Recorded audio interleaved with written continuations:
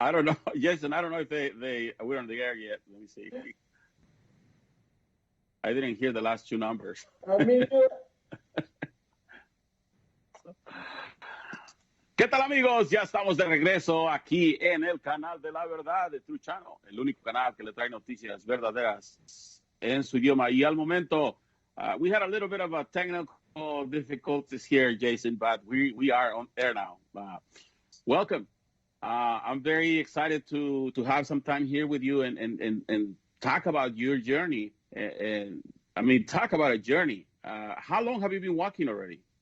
so I started on well, hello everybody, and thank you, Marco, for having me. I started on the 1st of January at 8 o'clock at the Texas State Capitol building, and I have been walking since that day on the 1st of January 2020, and I'm still currently walking. I just take breaks for interviews like this. You know, I was telling you earlier that Mexico did have something similar to what's going on in South Africa right now in 1910. And I grew up just hearing about what Zapata did, and supposedly he did something good. But then when I started reading more about it, he did a wealth distribution. And that's the code talk for the socialists. And what happened in Mexico, I can tell you that up until 1910, you see the Mexico, it's a beautiful, they used to call it the Golden Age. Beautiful haciendas, very famous Mexico for the haciendas, and they produced the farmers produced a lot of stuff. But then the Zapata guy runs his revolution under Tierra y Libertad, which means land and liberty. And the slogan was, the land is of who works it. So you had all these farmers that were stripped out of their land, and then you see that those haciendas went all the way down, and now they're in ruins. There's just old like museums. I mean, that Mexico is gone. So it seems that the socialists, they do this in other places.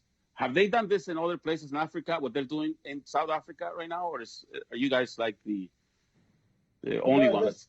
History is busy repeating itself, and it makes it very sad. There's a place called Zimbabwe, which is just north of South Africa, that they did the same thing. Robert Mugabe, a very evil tyrant, was in charge for more than 30 years over there, and they claimed the farms from the actual white farmers, and they said they're going to do the same. They're going to disperse it and give the land to everybody. And now the country is in extreme famine. They are starving. The people are killing each other just to eat. They're killing each other just to drink water. The farms have completely collapsed. There's no animals left. There's no birds left. They eat everything because they're starving. And they're coming into South Africa. So now that since 2018, our president, Cyril Ramaphosa, changed the constitution, section 25, to expropriate land without compensation, and it's the exact same thing that you are speaking about and that happened in Zimbabwe. It's never worked before, and now it's got extremely violent in South Africa, and it's getting worse on a day-to-day basis. I hate that word, expropriation. That's a really nasty word. So now this is starting to affect everyone, and this has affected you personally. I mean, you that's why you're doing this. I mean, first, I wanna tell you that I'm just so proud and I'm very inspired by what you're doing. How has this affected you personally? So it's affected me personally in a many a way, because first off, my family, my dad is a pastor. He's a Christian minister in South Africa, and it's of a beautiful farming community of approximately 400 farmers. And these farmers have not only suffered attacks, but they suffer the government that doesn't give them electricity, it doesn't give them water, and it just demands more and more money. And now they're they've started to imply land grabs. And what a land grab is, when people like the EFF stand up and they say, we're going to take the land with force, and they start to murder the people and chop them up and slaughter them. And this is why the genocide has started. On a personal note, my cousin Dion was shot through the back of the head, and the bullet came out the front of his eye. Before that, they strangled him with fish nylon and beat him and burnt him with the coals that he was actually making food with. And he survived, and they said the white bastard is dead. and then they went to go beat up his 8-year-old and 10-year-old daughter with a crowbar just to make sure that they never come back to the small farm, but they still live there today. And we've got nowhere to go. And I've had many friends and family members that have been raped and been hijacked, and just for the color of their skin. And it is just getting worse on a day-to-day basis. Every single day these attacks happen. In 2019, there was 473 farm attacks and 50 farm murders. The rate is absolutely, it's unfathomable to think what is happening there, and it is so evil. So this expropriation, this actions, they're not controlled. I mean, what does the government have a say on that, or just people are feeling that they can just go ahead and they feel empowered by the government and they feel they can go and do this? So yes, that's what's happening. Is the government is trying to portray to America and the world that it is peacefully going to happen, and that they're going to take the land without paying people for free, and there's not going to be any consequences. But nowhere is that going to happen, because people have got nowhere to go. These farms have been in their families for 100, 200, 300 years. They've been working the land. They've owned the land. They bought the land from people, from tribe people, and they bought this land. They own the land. They have the title. And now what people are coming and standing up and saying, if you can see a piece of land and you like it, you take it, even if it is by force. So that's where the land grabs, the expropriation of the government is now forcing people to go with land grabs, and they set up little villages on people's farms, and it's just getting extremely violent. Is there any control on this? Meaning that, is there such thing as, okay, there's certain percentage of land that you can get, or it's just whatever people feel like getting? Like you're saying, if they like a piece of land, they can just go and take it by force.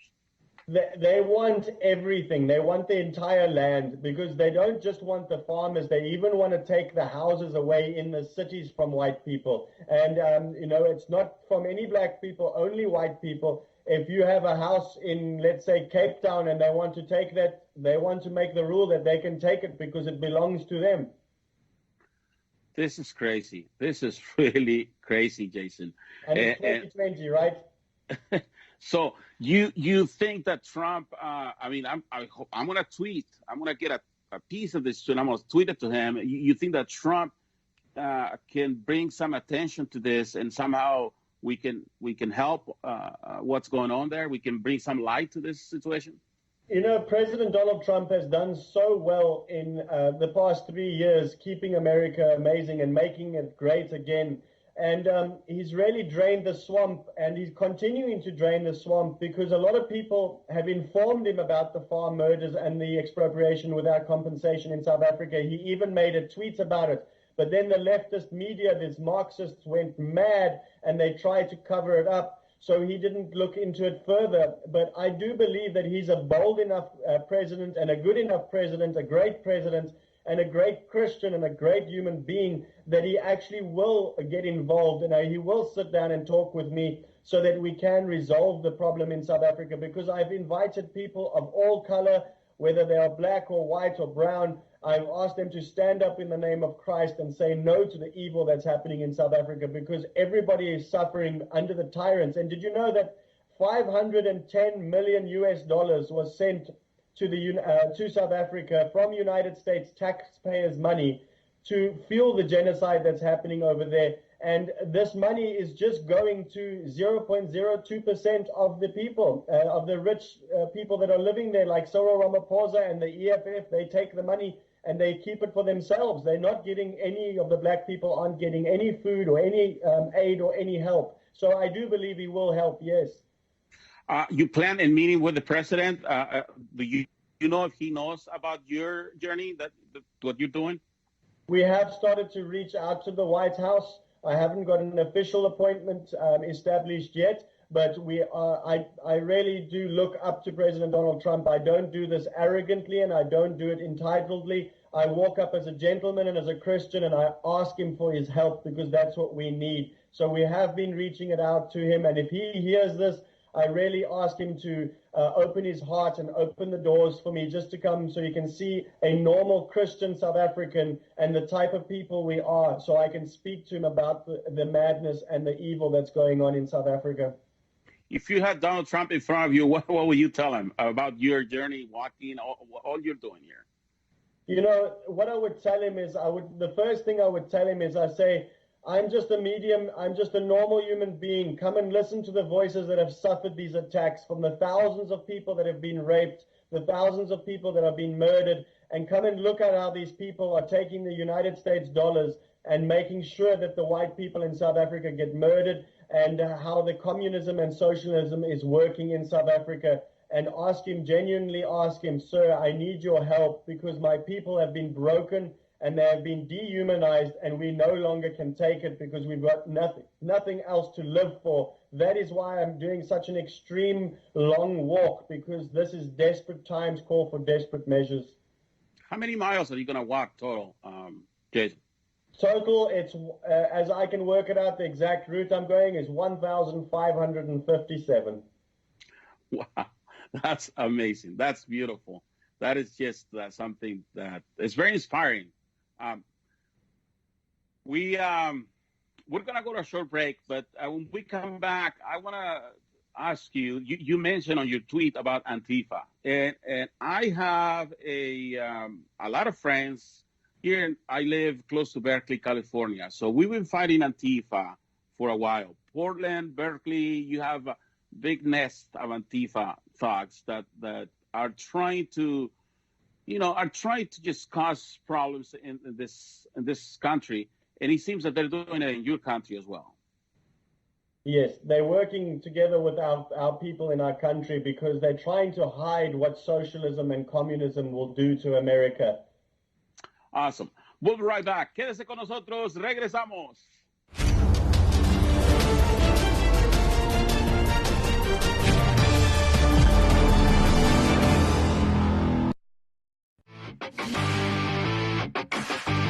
Yo soy René Laván y estoy con mi querido amigo Rubén Rabasa, que me está mirando, porque ahorita le piché una ahí duro que el nombre más buscado en Google era Tulsi Gabbard. ¿Conoces a Tulsi Gabbard, Rubén? Ahora la acabé de ver. Muy conocida en su casa. Pero fíjate, su casa es en Hawái. Los latinos de habla hispana que ven Telemundo, Univisión, las dos cadenas principales, no vieron esta transmisión. ¿Cómo se van a sentir americanos? ¿Cómo se van a asimilar? ¿Cómo vamos a ser parte de esta gran nación? Ese puede ser la próxima debate que hubieran de los demócratas. No, pero eso no lo pagaron los mexicanos. No lo pagó el Chapo. Que lo pagaron fueron los que compraron la droga. Y tú dices... Bienvenidos a The True Channel. Tenemos una reportera con nosotros, una corresponsal que se llama Ingrid Valerino. Hemos amanecido aquí en el Doubletree Hotel. Están muchos latinos congregados esta mañana apoyando a la campaña de Donald Trump. Vamos a darle las gracias por su servicio. Pero eso no es culpa de Donald Trump, mi gente, no es culpa de Donald Trump, ni es culpa del vicepresidente, ni es culpa de este gobierno. Es culpa del papá y la mamá que estaban en El Salvador, que estaban en México, que estaban en Nicaragua y le dijeron, lárgate para allá solo. Entonces estaba un muchacho el otro día que se murió con la anita ahogada. Y era culpa de Trump. ¿Cómo también? eso va a ser culpa de Trump? No. Entonces, no, lo que pasa es que Trump habla claro. Que si el peine hubiese tenido solamente 10, este muchachito nada más que tenía que hacer vaciar 10, soltar, meter otro peine. ¿Qué diferencia hubiese? El de Dayton, Ohio. El de Dayton, Ohio. Porque el primero, o sea, Patrick Cruz fue, que se está vivo todavía, no se arrepiente de nada, fue 45 minutos. Venezuela era el gran mecena de todos estos vagos del izquierdismo y del mundo progre. Tú no tienes tu Facebook aquí, tú siempre haces tu Facebook que la gente te escriba, ¿no? Está escribiendo mucha gente. No voy a decir ciertas cosas por secrecía, pero me preocupa. ¿Qué tipo de plataforma es? ¿Una plataforma informática de aplicación militar? ¿Filtraban palabras? Sí. Cuando no les gustaba, en Google filtraban esa palabra, pero es que si la bloqueaban. Google ahora ya declaró un ingeniero que trabaja para ellos que tiene una campaña sistemática de manipulación informática en contra del presidente Trump. Usted está en sintonía. ¿Qué tal, amigos? ¿Qué tal, amigos? Ya estamos de regreso aquí en el canal de la verdad de True Channel, el único canal que le trae noticias verdaderas en su idioma y al momento.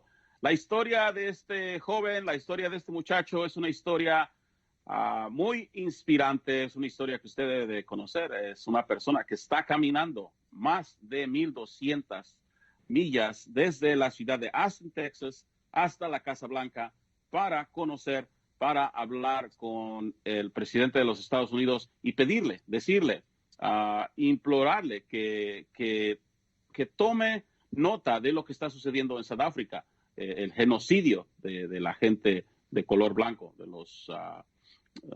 los farmers que les están expropiando, les están quitando sus tierras en Sudáfrica. Jason, I was telling everybody in Spanish what you're doing. You're walking over 1,200 miles, and you want to meet the president. You want to tell him about what's happening in your land. You know, they say that when you fight for your land, there's no bigger fight than that. In fact, in the Crusades, that's why the Spanish won, I think, because they were defending their land. So I can imagine what the commitment that you have, that fire that you have to defend your way of life. We're going to put a video where you're walking. Where's the passion? Well, to defend your land is the passion, but where do you say, I'm going to do this? How does this came to be?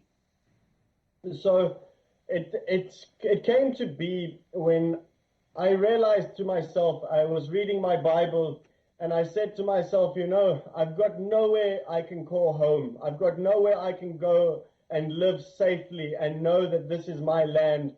I can't go home to South Africa and know that I can purchase a piece of land and I can keep it and I can grow crops and I can grow animals and I can live in peace and have a family. And I said to myself, there's never been a leader, because every time there's a leader in South Africa, they try make him that because he's white, he's a racist. And I said to myself and to the Lord, I looked up and I said, God, I need help. We need help. My nation, my people need help. We've got nothing. What do we do? And he laid it on my heart that I must start to walk. And out of faith, I said, okay, Lord, I will obey you. And I started to walk. And every step, and when my blisters get hurt and my joints are hurt and my neck hurts, I just remind myself that I've got nothing to lose. I'm sacrificing my body to my God, and I'm saying, Lord, help me because my people need help. And that's where it came from, and it spurred me. The Lord God spurred me on to do this, and I'm just obeying his word. We were talking off the air a little bit about the Forrest Gump story, when Forrest Gump saw the sunsets and the sunrise. What have you experienced? So in the beginning of the morning, every morning I open the word of God and I read it, and I get a lot of information from there. And as I set out on the journey, you start with a lot of let's say energy and a lot of good spirits. And I will listen to a couple of music, and maybe like Alistair Begg, who's a good pastor, I listen to a 30-minute sermon. And then at the end of the day, when you start getting tired and the sun is on your back, you get weary and you get weak and you get tired. And then I just say to myself, every single piece of torture that I'm going through now will be rewarded by God, and my people will be rewarded, because we are starting to stand together and say no to evil and cling to what is good. So I get a lot of inspiration from the nature that surrounds me. And I also get a lot of inspiration from the people that are negative, because those negative souls that are so lost, when they look at me, they start to hate me because they don't understand the joy that I've got, because everything I do, I'm doing out of love and pure joy. That's amazing. We're going to play a little video, if you can, Julio, where he is walking and talking and just letting us know. Look, there it is. And this is what's going around the Twitter. As I walk here, my Twitter feed. Walk through the Davy Crockett National Forest, and I've seen wild boar. I've seen eagles and vultures fly above me, and I've just had an incredible amount of support during the whole day. And it's just been an absolute beautiful day, and they say rain is coming, and I just wanted to express how joyful it is, because us in South Africa, we have no idea what the safety feels like anymore. It's non-existent. You know, it's one of the most violent and vile places in the world.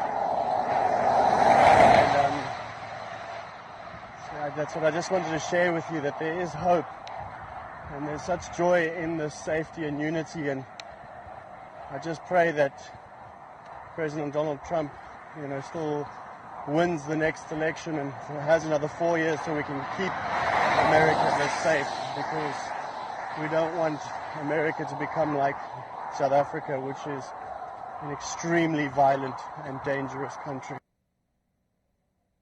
The American flag, as it states, one nation under God. We are Christians in South Africa, and I speak on behalf of the Boer nation and the Afrikaans nation, as well as the Christian English people in South Africa. We serve God, and we are one nation under God. And yes, it is a beacon of hope, because the communist regime and known as the ANC in South Africa, they fly their flag very proudly. I will never fly that flag, because it is a communist regime that tries to murder and kill the white minority in South Africa. So I do fly the American flag very proudly, because it is a beacon of hope and of freedom. I was watching some of your videos, and on our Twitter account, there's some people already saying they support what you do, but you were talking about the people that are trying to discredit your efforts. What do you want to tell those people?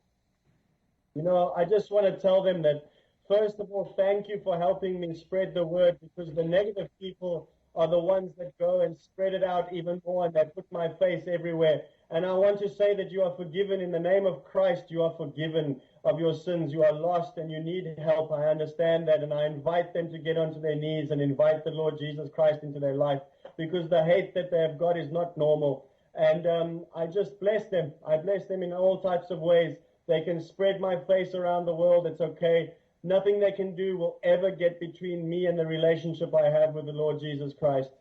You know how they say, before you judge somebody, walk a mile in their shoes? They should put your shoes and walk with you. Exactly. They stand for nothing, so they fall for anything. They're more than welcome to come and walk with me, and they'll realize what I'm talking about is very, very true. And it is also coming to America if we don't stop the problems in South Africa. Now, you did say that, and I want to talk a little bit about that, because America is being attacked by Antifa, being attacked by all this socialist enemies that we have. Do you see that happening in America? Do you see the signs of that coming to America?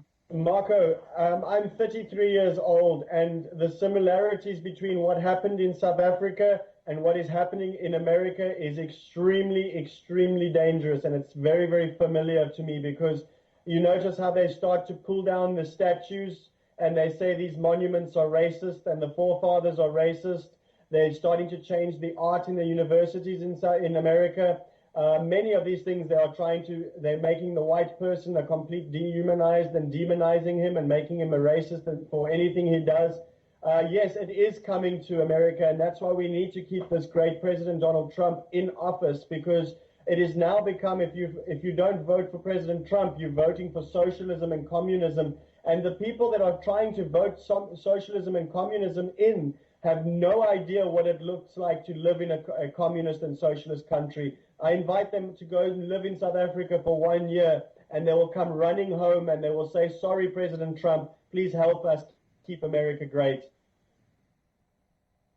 Can you, Julio, can you put the video where there's the EFF, they're dancing, and a lot of red, people in red? What do you feel when you see these people dancing? I mean, they're planning, they're devising this ideology to go after your people. What do you feel? Do you feel angry? Do you feel powerless? You feel like, man, is there a way we can talk this over, or what can we do here?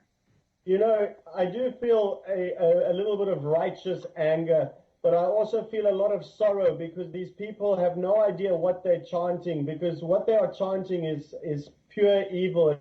It's pure evil. And they stand there inciting violence against somebody, and all they've got to stand on is that they think it's injustices, so they think they can justify the past by murdering the people. So whatever happened in the past, 2, 4, 5, 600 years ago, they think they can just go out and murder our people, and the way they act so barbaric is very, very shameful. And I do feel powerless. That's why I'm walking, because I need to go and speak to the great nation of America, to the President of the United States, and say we need help because we are powerless. They are stripping us of our human rights on a daily basis. Okay. Ponlo. Now, there is this guy. I mean, this guy is angry. White people who kill one of us, will kill 5 of you, will kill the children, will kill the women, will kill anything that we find on our way. They kill one of us, we kill how many? They kill one of us, we kill how many? They kill one of us, we kill how many whites?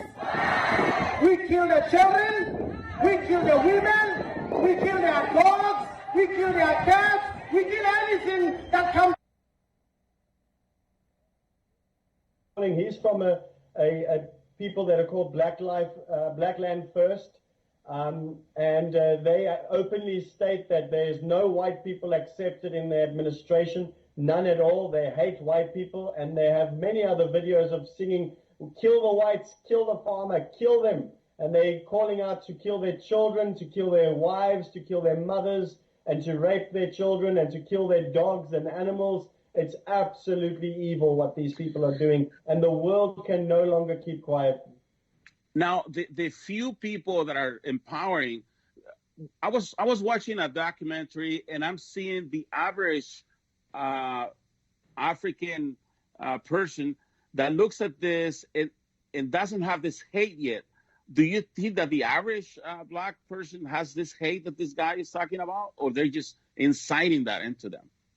They are actually putting it into them. Not all the black people in South Africa hate the white people. However, the rate of the hate that's growing is growing way more quicker than the unity in South Africa is growing, because they are poisoning the people. That's why we need to get the regimes out of there, because these are evil tyrants. The ANC and the EFF and the Black Land First, they are evil. They are strictly evil, and they are calling for the continuous genocide that is happening in South Africa, and they are making their people more hateful. Do you know that what they do to their own people? Imagine your children grow up and they do a thing called necklacing, where they take a tire and they put it around somebody's neck, and they set them alight in front of their children when they're 5, 6 years old. Imagine seeing that. They are forcing their own people to hate white people even more.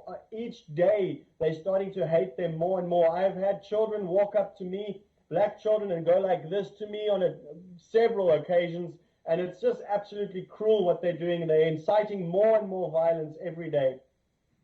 Wow, they're polluting this innocent minds. I mean, a 5-year-old telling you that, it's just, it's so sad. We're going to go on a short break and we'll be right back. Quédese con nosotros, regresamos.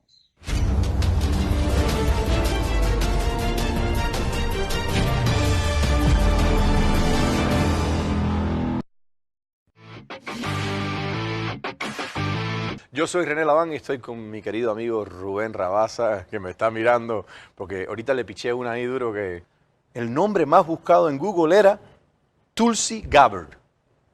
¿Conoces a Tulsi Gabbard, Rubén? Ahora la acabé de ver. Muy conocida en su casa. Pero fíjate, su casa es en Hawái. Los latinos de habla hispana que ven Telemundo, Univisión, las dos cadenas principales, no vieron esta transmisión. ¿Cómo se van a sentir americanos? ¿Cómo se van a asimilar? ¿Cómo vamos a ser parte de esta gran nación? Ese puede ser la próxima debate que hubieran de los demócratas. No, pero eso no lo pagaron los mexicanos. No lo pagó el Chapo. Que lo pagaron fueron los que compraron la droga. Y tú dices... Bienvenidos a The True Channel. Tenemos una reportera con nosotros, una corresponsal que se llama Ingrid Valerino. Hemos amanecido aquí en el Doubletree Hotel. Están muchos latinos congregados esta mañana apoyando a la campaña de Donald Trump. Vamos a darle las gracias por su servicio. Pero eso no... And a lot of people offer me from chocolate, invite me in their warm meals and a cup of Estamos coffee. al aire. We're back on the air. What's up? ¿Qué tal, amigos? Gracias por sintonizarnos, el canal de la verdad, el True Channel. Ya estamos de regreso aquí con Jason. Jason, we were talking about Mexico. We're talking about all kinds of things here. But so when this, I'm trying to understand. I've seen the hate of the Antifa thugs. I've seen how so many kids and Chicanos are being lied to, and they're saying the white man with blue eyes is your enemy. And now, me as a activist, I'm trying to bring unity among all of us, and they're calling me a traitor. They're calling me all kinds of names because it's not that I'm siding with you. I'm just saying you have to give credit where credit's due. When I came here to the United States, the big buildings, the nice roads, they were already there. So I see Americans as my sponsors. You know, I love white people. I was telling you, my wife is white. So literally, I love white people. Why are they doing this fight? I mean, just because of the color of your skin. And I see when we started fighting here, I don't know if you heard about Kyle Chapman, the Bay Stick man. He was trying to fight Antifa over this white hate that they're pushing. You know, I'm actually very fortunate to now be very good friends with Kyle Chapman, the Bay Stickman. He actually flew to Texas to come and meet me, and he gave me a whole lot of gear and sponsored gear for me to walk in, and he really helped me. So I really bless Kyle. He's been an absolute great help to everything that we've done, and he's also told me about you and your great show and how you're standing up for the good. You know, Antifa have tried to attack me. They haven't physically come for me yet, but they've promised that they will come for me in every big city that I go through. But they can come, that's fine, because they're only exploiting themselves and showing that they are standing for the Antichrist. They are standing for evil.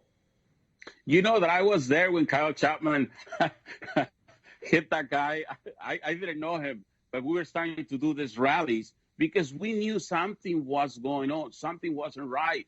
It's not right that these guys are claiming that the streets are their streets and no freedom of speech can be exercised at any time. I was trying to do an interview with Univision in Spanish, and I had my red hat. From behind, these guys came out of nowhere. They took the hat from me, and they burned it right in front of me. And I was trying to figure out, what are these people trying to tell me? They're trying to by burning my property, by burning my ideas. That's basically what they're doing. They're burning my ideas. They're telling me, Marco, you're not entitled to have your own judgment. We're going to control that. Yeah, that's exactly what they're trying to do. You know, I've been told by more than 50 people that I shouldn't wear this hat. And I think that's unbelievably sad that people think that you can't support your own president who is just fighting for your freedom and puts America first. And by these people coming out and inciting such violence, they don't realize that they are actually fighting against themselves, because they sit at home and they make these tweets and Facebook comments about hate and all this stuff. Do they realize that in a communist, they're the first ones to be executed? You know, when these guys chant, and I'm going to put the video about, if you can put, Julio, the video about chanting. When the Antifa chants, and their chants are so hypnotic, and then they have drums. We were in Portland one time, and Kyle was there, and there was probably about 1,500 of us, but there was about 3,000 Antifa in groups that came out of nowhere. Some Cesar Chavez, some Chicano groups, and they all got together on these chants, and they use a lot of this hypnotic chanting, and it seems like it's what they do, because those are the chantings that they're using in South Africa right now. Yeah, what they don't believe in is Elizabeth. They work up violence against people. What? So that's What are they saying here? What is the EFF? That's the Economic Freedom Fighters.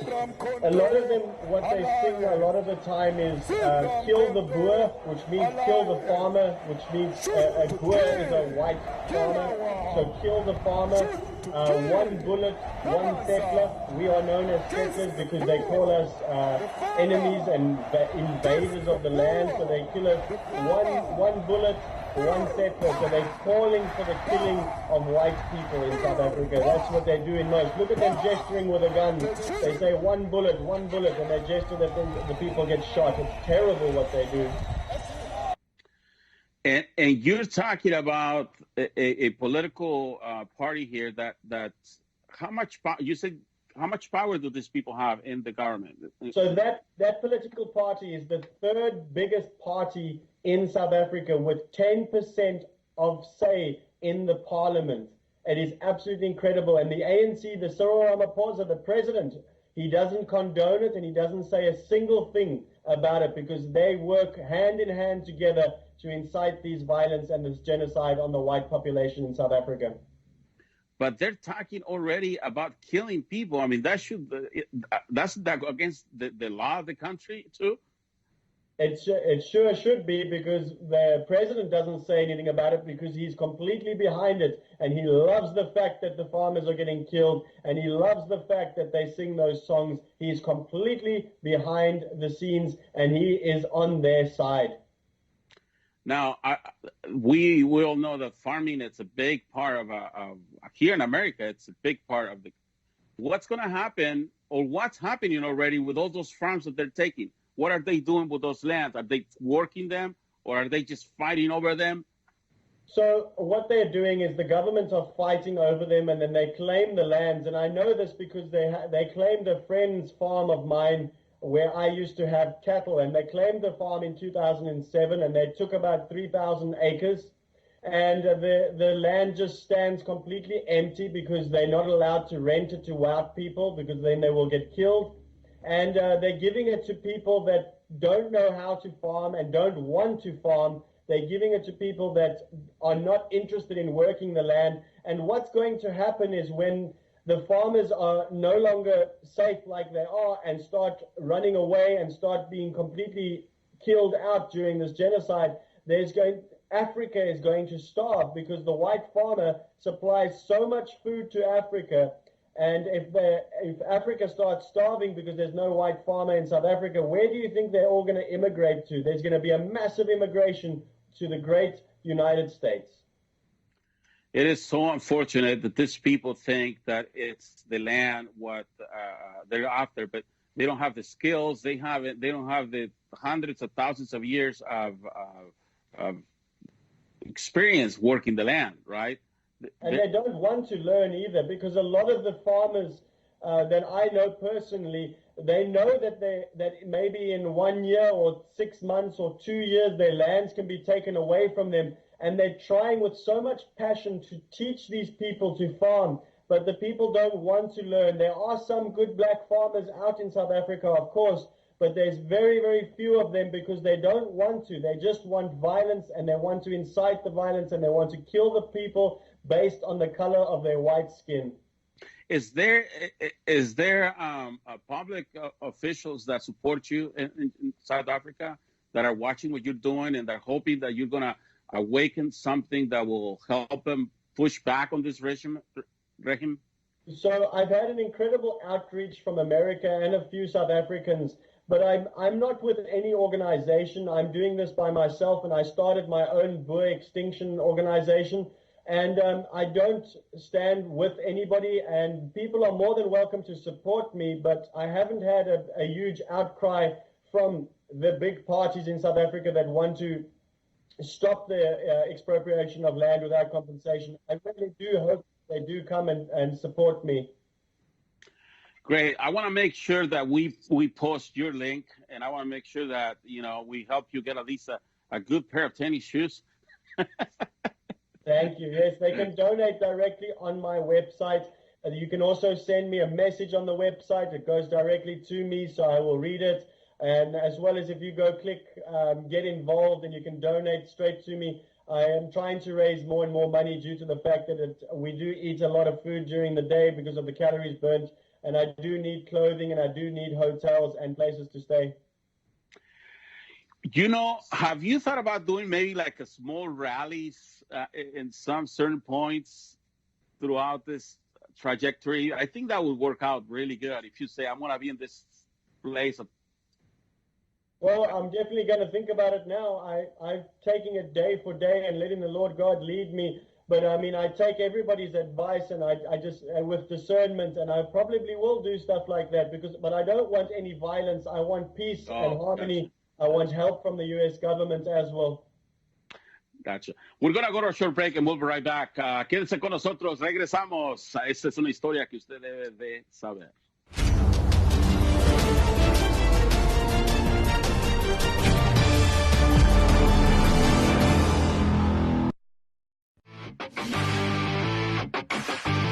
Yo soy René Laván y estoy con mi querido amigo Rubén Rabasa, que me está mirando, porque ahorita le piché una ahí duro que el nombre más buscado en Google era Tulsi Gabbard. ¿Conoces a Tulsi Gabbard, Rubén? Ahora la acabé de ver. Muy conocida en su casa. Pero fíjate, su casa es en Hawái. Los latinos de habla hispana que ven Telemundo, Univisión, las dos cadenas principales, no vieron esta transmisión. ¿Cómo se van a sentir americanos? ¿Cómo se van a asimilar? ¿Cómo vamos a ser parte de esta gran nación? Ese puede ser la próxima debate que hubieran de los demócratas. No, pero eso no lo pagaron los mexicanos. No lo pagó el Chapo. Que lo pagaron fueron los que compraron la droga. Y tú dices... Bienvenidos a The True Channel. Tenemos una reportera con nosotros, una corresponsal que se llama Ingrid Valerino. Hemos amanecido aquí en el Doubletree Hotel. Están muchos latinos congregados esta mañana apoyando a la campaña de Donald Trump. Vamos a darle las gracias por su servicio. Pero eso no es culpa de Donald Trump, mi gente, no es culpa de Donald Trump, ni es culpa del vicepresidente, ni es culpa de este gobierno. Es culpa del papá y la mamá que estaban en El Salvador, que estaban en México, que estaban en Nicaragua y le dijeron, lárgate para allá solo. Entonces estaba un muchacho el otro día que se murió con la anita ahogada. Y era culpa de Trump. ¿Cómo también? eso va a ser culpa de Trump? No. Entonces, no, lo que pasa es que Trump habla claro. Que si el peine... ¿Qué tal, amigos? Ya estamos de regreso aquí en el canal de la verdad de True Channel, el único canal que le trae noticias verdaderas en su idioma. Y al momento con nosotros a un joven de Sudáfrica, Jason, una persona que está haciendo una acción que es inspirante verdaderamente. Él está caminando desde la ciudad de Austin, Texas, hasta la Casa Blanca. Su objetivo es hablar con el señor Trump y decirle que ponga un poco de atención en lo que está sucediendo, el genocidio de lo que está sucediendo en Sudáfrica. What I was telling you, Jason, that this what you're doing is so inspiring and it's so great. I don't know what it is. I haven't seen firsthand somebody be taken out of their land by force. Okay, I've seen a lot of foreclosures here because I'm in the banking industry. So during the meltdown, the mortgage crisis, I did see a lot of farmers that had land from generations was taken from them by the banking mafia. And I saw those farmers, giving these lands back to the banks because of all the toxic mortgages. And I think that's something similar happened in South Africa, because there was somebody that was doing foreclosure assistance in South Africa, and the banks did something very similar. And it was really sad to see, it was so unjust to see these families lose their lands through foreclosure. But now can you imagine to lose those farms by the force just because somebody else thinks they have better use for your property? Yeah, it's very sad, because you must realize that these people have lived on this land for hundreds of years and they've worked this land, and you need to treat the land a certain way so that it treats you richfully and bountifully as well, so you can grow crops, so you can raise cattle. And it's an absolute devotion and a complete rendering of your entire life so that you can feed others and feed a nation. And the very farmers that are being murdered by the people that they feed is such an atrocity and such a horrible crimes against humanity as well in South Africa. It's really, really sad to see. My heart bleeds for my people. Where are all those human rights activists? Why are they not jumping up and down to go help you there? Yeah, I wish they would jump up and down and really be men and women of valor and honor, but they don't seem to be because they support communism and they hate the President of the United States more than they love their own country and more than they love the world. So they focus on only things that give them money and make them money. Every 3 minutes, a woman is raped in South Africa. Every 3 minutes, a woman is raped. And the women movements don't say anything. It's just absolutely sad that they let this happen. And that's why they are hiding it, because that's what they want to happen in America. How big is South Africa compared to the United States? So I would say it's probably 2 times as big as Texas. Okay. Awesome. And population? Population, they say, is about between 60 and 70 million, I believe. But I know the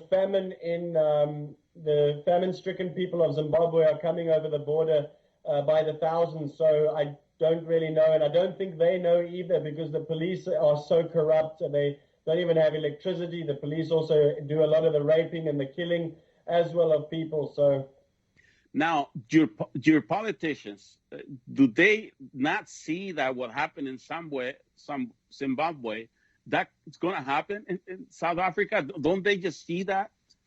No, they don't care about their own people. They don't mind their people starving. It's the same as any communist regime. As long as they stay rich, they don't care. They want to be in power.